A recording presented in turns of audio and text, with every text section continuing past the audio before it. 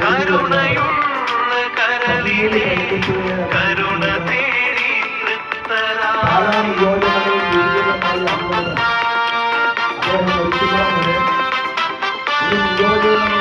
വികസന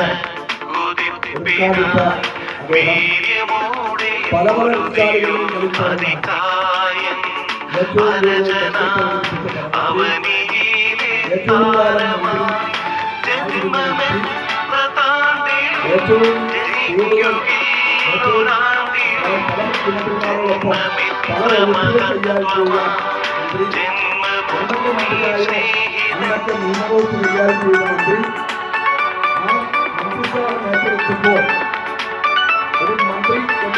മഹത്വமான ജീവിതം മരിച്ചിടാത്ത ദർശനം വരിച്ചിടുന്നു കാലം സ്മരിക്കുന്നു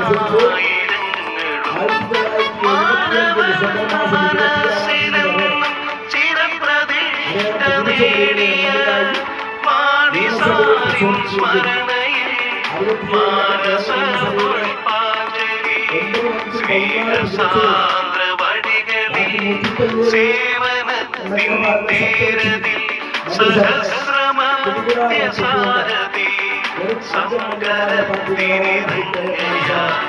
പാടൊഴുക്കി തേനൊഴുക്കി പാടൊഴുക്കി മായനും യുഗപുരുഷ ശ്രേണി മുൻപനായി വീരനായി മാനവ മനസ്സിലെന്നും ചിരപ്രതിഷ്ഠ നേടിയ മാണിസാരിൻ സ്മരണയിൽ മാനസ പുഷ്പാഞ്ജലി മാനസ പുഷ്പാഞ്ജലി മാനസ പുഷ്പാഞ്ജലി.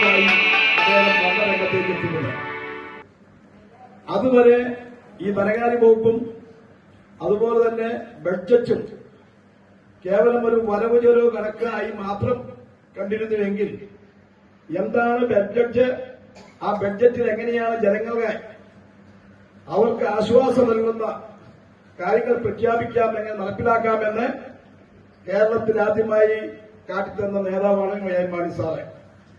അദ്ദേഹം ധനകാര്യ വകുപ്പ് മന്ത്രിയായി ചാർജെടുക്കുമ്പോൾ പാവപ്പെട്ട കൃഷിക്കാര് അദ്ദേഹത്തോട് തലമൂത്ത ആളുകളൊക്കെ കുഞ്ഞുമാണി അധികാരത്തിൽ കയറുമ്പോൾ ആദ്യമായി ചെയ്യുന്നത് അന്ന് വരെ നമ്മുടെ കൃഷിഭൂമികളിൽ ഉണ്ടായിരുന്ന തെങ്ങിനും കമുകിനും റബ്ബറിനുമൊക്കെ മണ്ട പോയ തെങ്ങും കമുകും വരെ എണ്ണം നോക്കി ടാക്സ് ഈടാക്കിയിരുന്നൊരു കാലഘട്ടമുണ്ടായിരുന്നു. പ്ലാന്റേഷൻ ടാക്സ് എന്ന് പറയും. ആ കിരാതമായ പ്ലാന്റേഷൻ ടാക്സ് എടുത്തു കളയണമെന്ന് പറഞ്ഞ് അധികാരത്തിൽ കയറുമ്പോൾ ആദ്യമായി നമ്മുടെ പ്രദേശത്തുള്ള മണ്ടപോയ അതുപോലെയുള്ള തെങ്ങിനും കമുങ്ങുകൾക്കും റബ്ബറിനൊക്കെയുള്ള ആ പ്ലാന്റേഷൻ ടാക്സ് ചെറുകിട കൃഷിക്കാരെ സംരക്ഷിക്കുന്നതിന് ചെയ്തു. ആ ധനകാര്യ വകുപ്പിൽ കൂടിയാണ് എന്തൊക്കെ ക്ഷേമ പ്രവർത്തനങ്ങൾ കേരളത്തിൽ നിർവഹിക്കാമെന്ന് കാട്ടിത്തന്നത്. 1977 തെരഞ്ഞെടുപ്പില് അദ്ദേഹം ആഭ്യന്തര വകുപ്പ് മന്ത്രിയായപ്പോൾ അതുവരെ ഈ പോലീസിനൊക്കെ ട്രൗസറിനൊക്കെ ഇട്ട് നടത്തുന്ന കാലം ആ പോലീസിന്റെ യൂണിഫോം മാറ്റി ഇന്ന് കാണുന്ന പാൻസുമെല്ലാം ആക്കി തീർത്തത് ബഹുമാനായ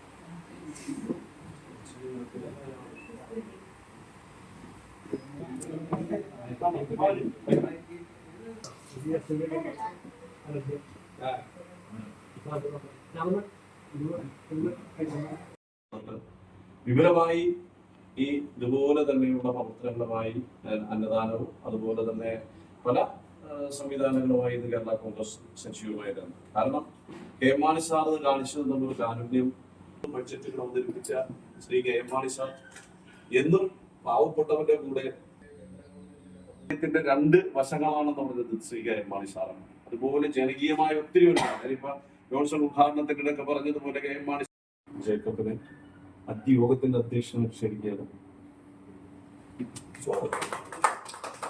സ്വാഗതം ആശംസിക്കുന്നതിന് വേണ്ടി വാർഡ് പ്രസിഡന്റ് സെബാസ്റ്റിനെ ക്ഷണിച്ചു. കുറിച്ചിട്ട് വളരെ വിശദമായി തന്നെ ചേട്ടൻ സംസാരിച്ചു. ഈ പ്രോഗ്രാം ഉദ്ഘാടനം ചെയ്യുന്നതിന് വേണ്ടി ജില്ലാ പഞ്ചായത്ത് പ്രസിഡന്റ് പി സാറിനെ സ്നേഹപൂർവ്വം ക്ഷണിക്കുന്നു.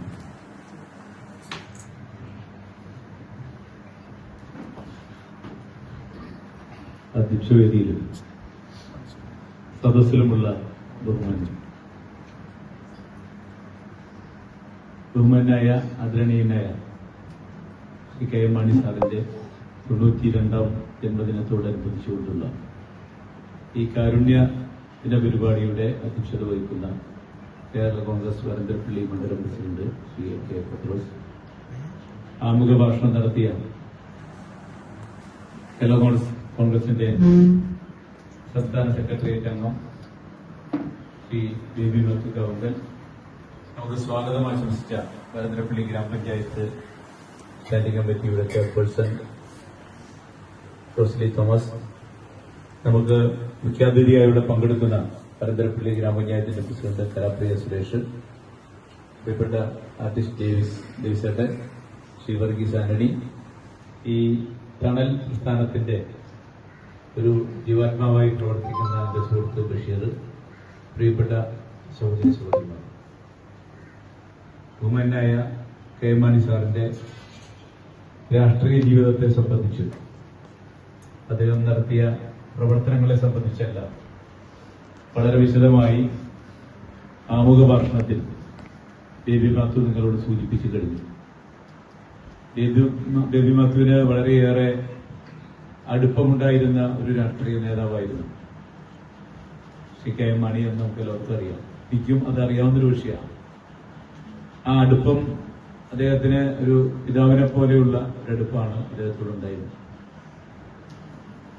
പല കേരള കോൺഗ്രസ് പ്രവർത്തകർക്കും അദ്ദേഹവുമായിട്ടുണ്ടായിരുന്ന അടുപ്പം ഇതുപോലെ തന്നെയായിരുന്നു.